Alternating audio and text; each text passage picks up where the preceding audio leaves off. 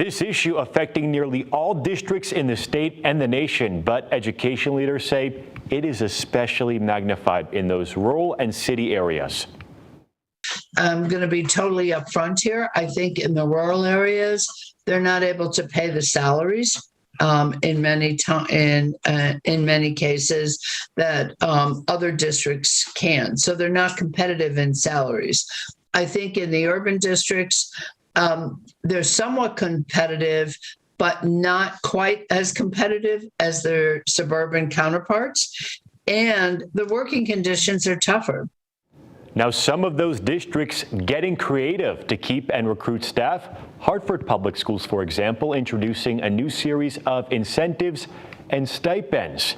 Employees got a bonus at the end of this past school year, and those returning for this new school year will get an additional larger bonus. On top of that, the employee referral bonus for those certified positions was also upped. We've had over a dozen hiring fairs. Our team has worked tirelessly, not just, in our talent management office, but across all of our schools. Our school leaders have also, played a role in identifying staff.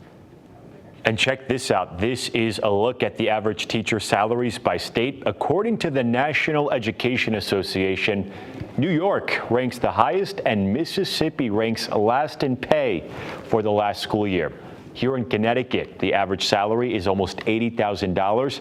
That is number 5 in the nation. And the average starting salary is about $46,000. That is number 10 in the nation. The national average teacher salary, that is just over $66,000.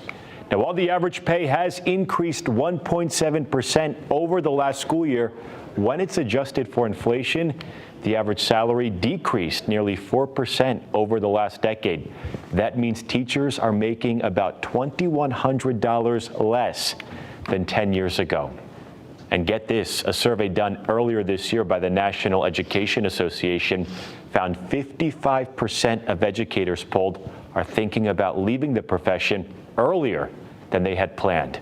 Angelo Bavaro, Fox 61 News.